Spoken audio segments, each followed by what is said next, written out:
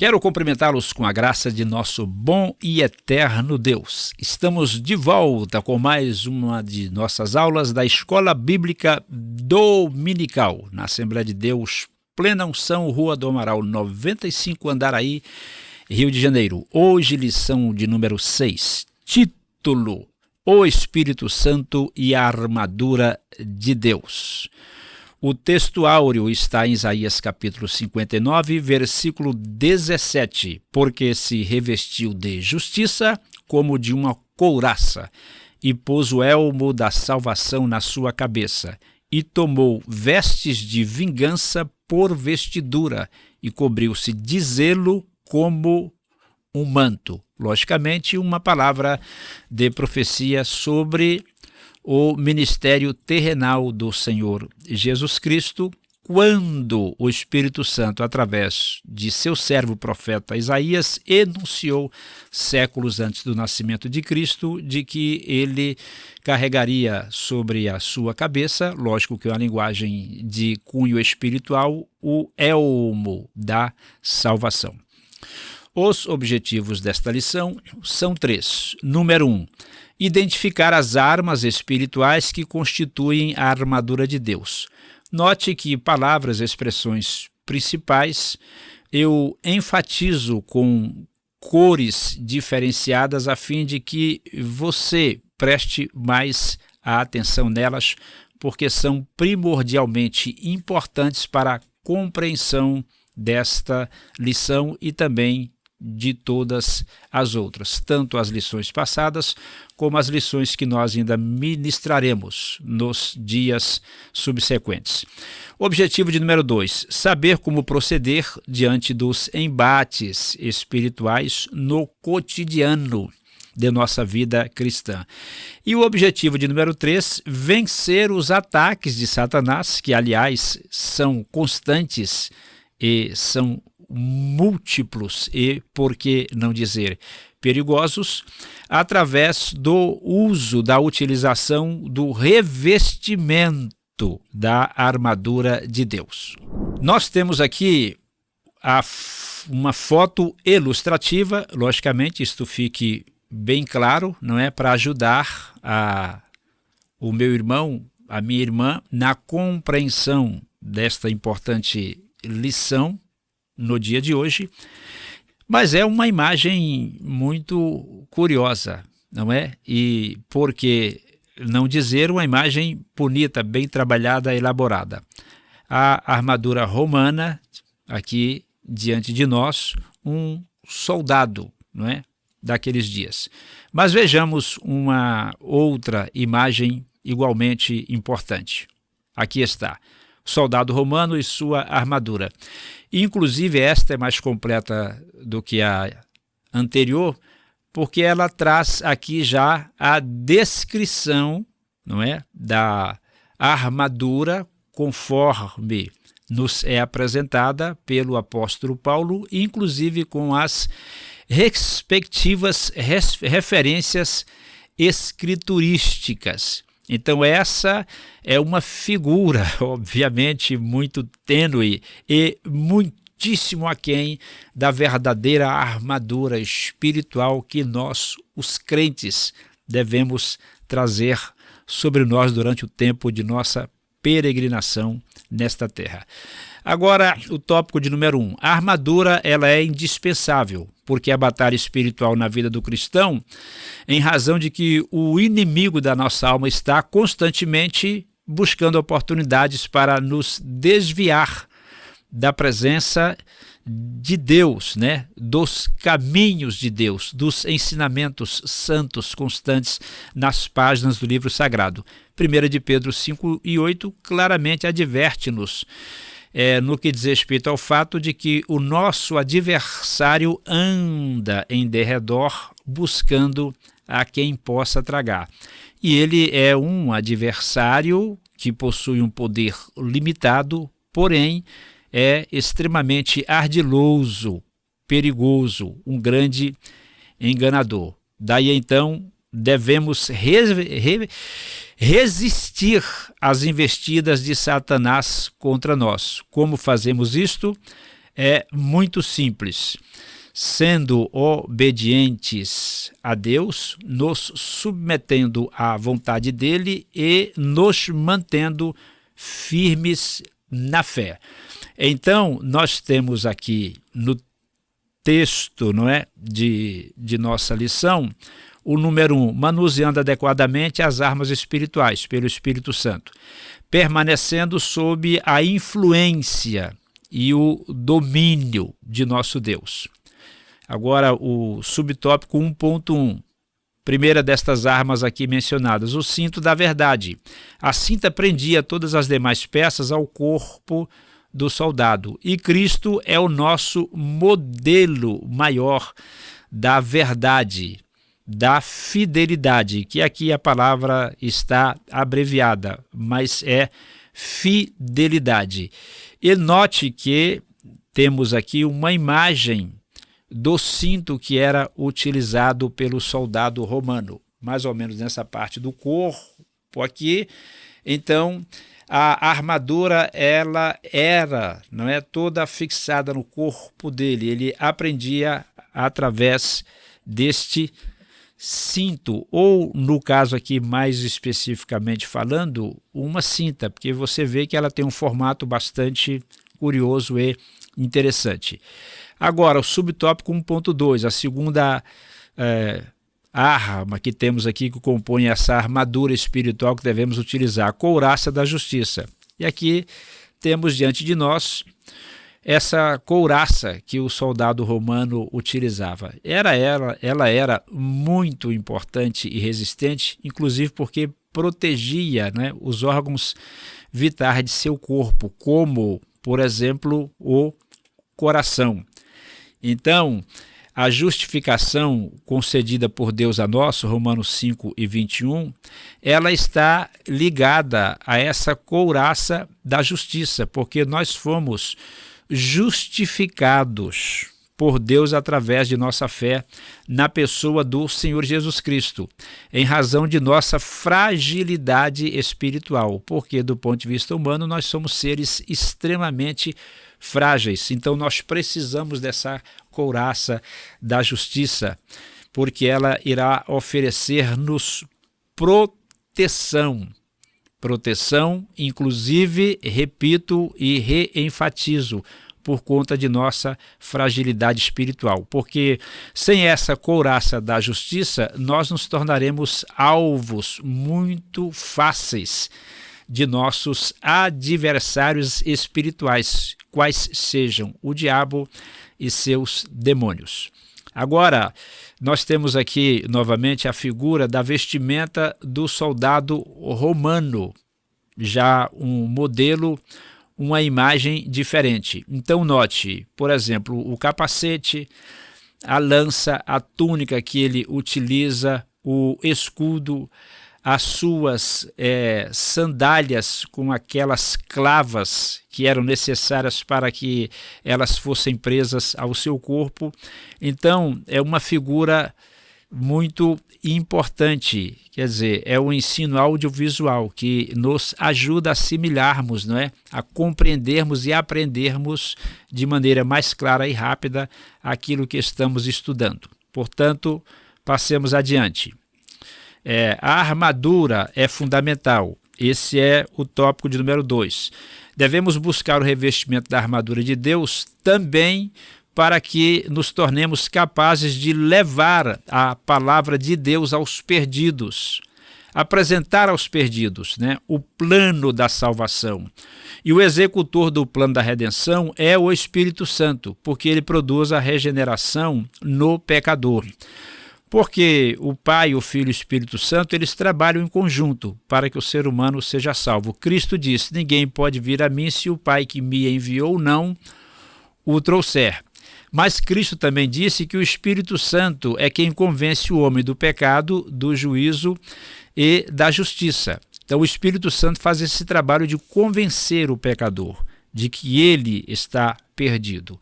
A seguir, depois desse convencimento, Deus traz o pecador a Cristo, que o perdoa através de seu sangue vertido na cruz do Gólgota, e o salva.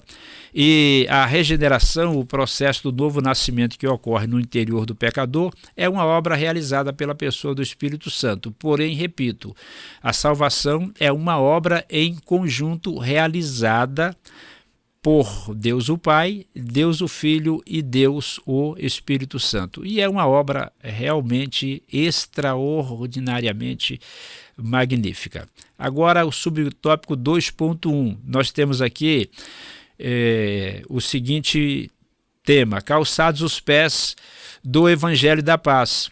E eu também colhi da internet, porque todas as figuras foram colhidas da internet, uma imagem aqui com as sandálias, as alparcas utilizadas pelos soldados romanos. É lógico que existiam alparcas de modelos diferenciados. Note que, inclusive, nós temos aqui uma alparca que está virada na direção oposta, e aqui estão, então, aqueles elementos de fixação que ofereciam maior segurança ao soldado romano, porque ele lutava em diferentes tipos de terrenos, e inclusive terrenos que não poucas vezes estavam cheios de lama. Então, estes instrumentos afixados nas sandálias serviam para mantê-lo firme no terreno no qual estava a pisar. E para nós, isso aqui é uma representação, não é de que nós estamos calçados com o Evangelho da Paz. O subtópico 2.2, olha aí, o escudo romano. Inclusive, note que em um deles tem-se aí uma espécie de correia na parte interna, que era exatamente para que o soldado pudesse amarrá-lo, prendê-lo a si, a fim de que ele não se soltasse, principalmente quando ele estava combatendo o soldado inimigo. Então, um escudo muito bonito, muito bem trabalhado, a verdadeira obra artesanal, que representa o que? O escudo da fé que nós utilizamos. Aqui nós temos uma outra figura, um soldado romano agora, com a armadura completa, inclusive com a espada na mão, lança e o escudo que ele utilizava para defender-se do seu inimigo, do seu opositor.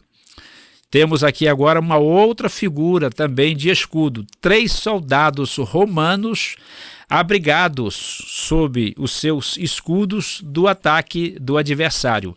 Então, esse escudo da fé é aquele que nós utilizamos para nos defendermos dos ataques externos que continuamente vêm ao nosso encontro. Estes ataques, eles são uma obra realizada, já disse, vou repetir, por Satanás e os seus demônios.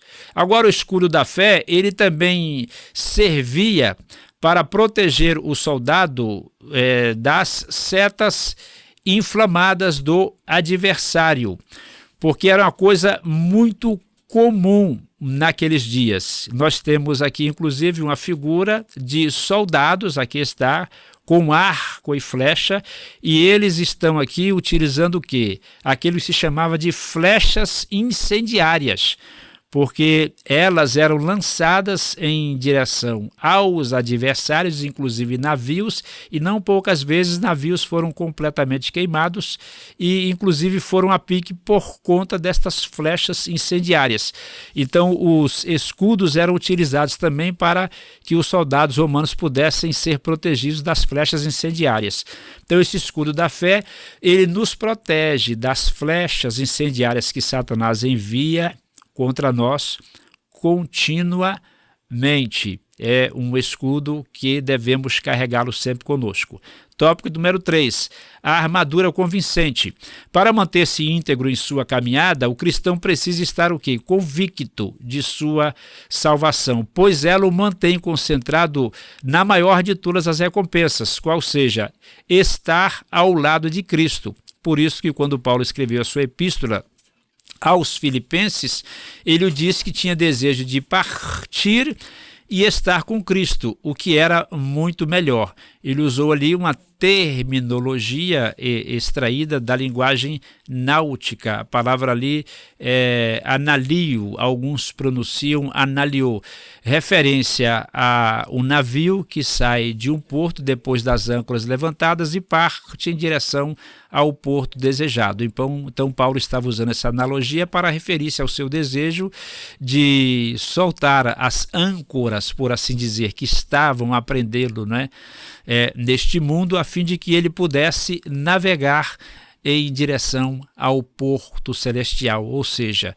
partir para a imediata presença de Deus.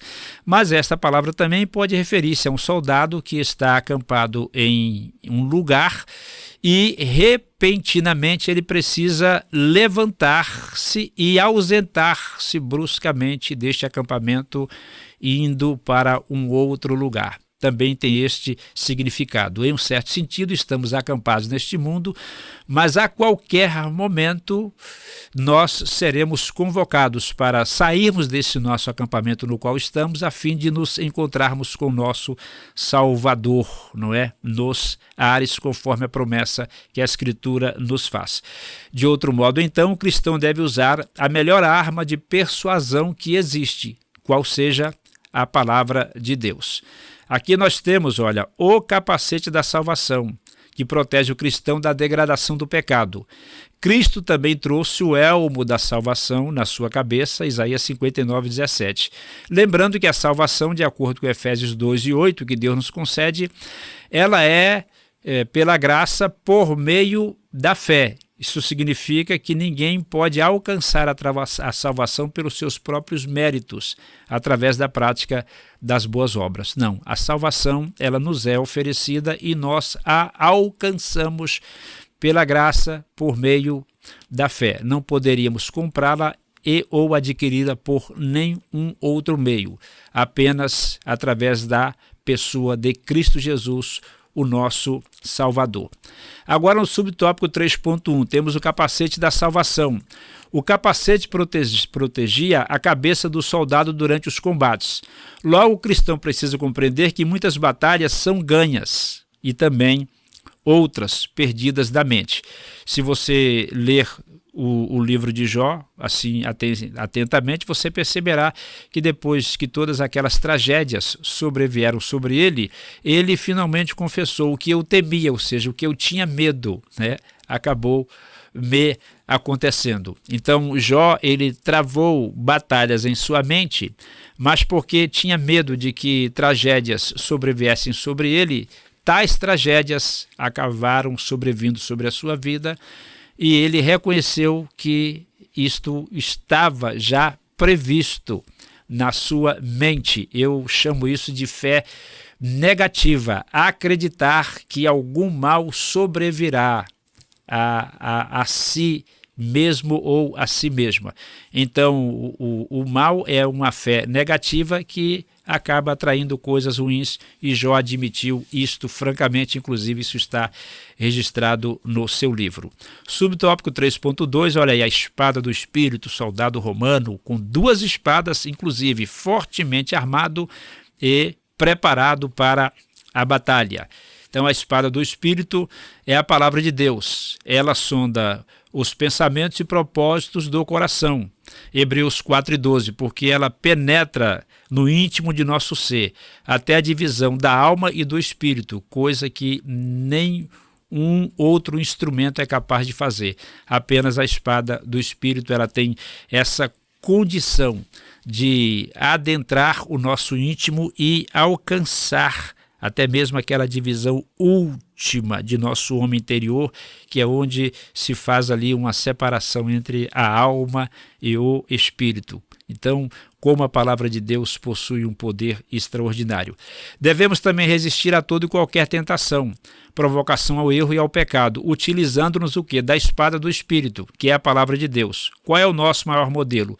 Cristo Jesus. Em Mateus 4, versículos 7, 7 e 10, ele citou a Escritura 3 vezes, 3 textos extraídos do livro de Deuteronômio, o livro da obediência, e ele triunfou sobre Satanás, sem apresentar pensamentos próprios sem apresentar argumentações pessoais. A única coisa que Cristo utilizou para enfrentar e vencer Satanás durante a sua tentação no deserto foi a Escritura Sagrada. Temos ainda aqui um ponto bastante interessante, o tópico número 4. A armadura é uma imagem do Senhor Jesus, porque Cristo é a verdade. João 14,6, ele disse: eu sou o caminho, a verdade e a vida. Ninguém vem ao Pai senão por mim. Esse texto seria melhor traduzido da seguinte maneira: eu sou o único caminho verdadeiro. Porém, está traduzido: eu sou o caminho, a verdade e a vida. Então, fiquemos com aquilo que está registrado nas páginas da maioria absoluta das Bíblias que temos em língua portuguesa. De qualquer forma, fique claro que Cristo é a verdade. Ele não é uma das verdades, ele é a verdade. Em segundo lugar, Cristo é a nossa justiça, segundo aos Coríntios 5:21. Esse texto eu quero ler agora, repetindo, segundo aos Coríntios 5:21. Vamos ver aqui. Eu pensei que tivesse aberto a escritura no texto errado, mas não. Está no lugar exato que preciso ler. Aquele que não conheceu o pecado, fez pecado por nós, para que nele, ou seja, em Cristo, fôssemos feitos justiça de Deus. Então, é um texto maravilhoso. E o outro ponto agora, Cristo também é a nossa paz, que é exatamente o texto de Efésios capítulo 2, versículo de número 14. Porque ele é a nossa paz, o qual de ambos os povos, quer dizer, judeus e gentios, fez um, e derrubando a parede de separação que estava no meio, versículo 15, na sua carne desfez a inimizade que existia entre judeus e gentios. Mas também Cristo é a nossa salvação, João capítulo 1, versículo 1 e João capítulo 1, versículo 14. O versículo 14 diz: o Verbo se fez carne e habitou entre nós, e vimos a sua glória como a glória do unigênito do Pai, cheio de graça e de verdade. E agora a conclusão desta nossa aula, bem mais curta do que a aula anterior. Precisamos nos revestir com a armadura de Deus. Efésios 3, versículos 13 ao 17. Afinal, somos a igreja do Deus vivo, a coluna e firmeza da verdade. 1 de Timóteo 3:15. O Senhor Jesus tem convocado cada cristão para defender como seus soldados os valores do reino. Da mesma forma como o soldado romano defendia os valores do Império Romano, muito mais nós, soldados de Cristo, devemos defender com unhas e dentes, no melhor sentido da expressão, os valores do reino de Deus.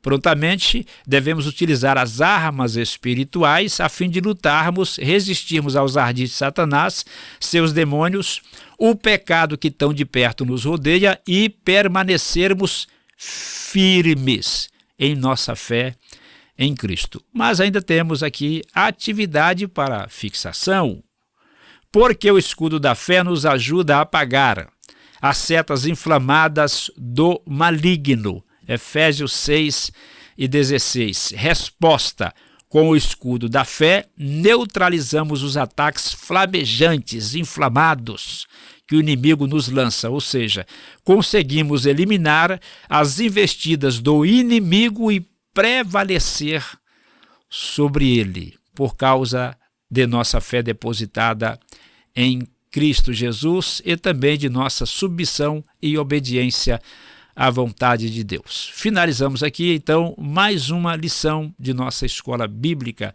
dominical, a de número 6. Muito obrigado a você, meu irmão, a você, minha irmã, que esteve nos acompanhando. Não sei o horário que você está acompanhando essa lição, de manhã, de tarde, de noite, de madrugada, mas o principal é que você acompanhe, que a bênção de Deus repouse sobre a tua vida. E até a nossa próxima aula.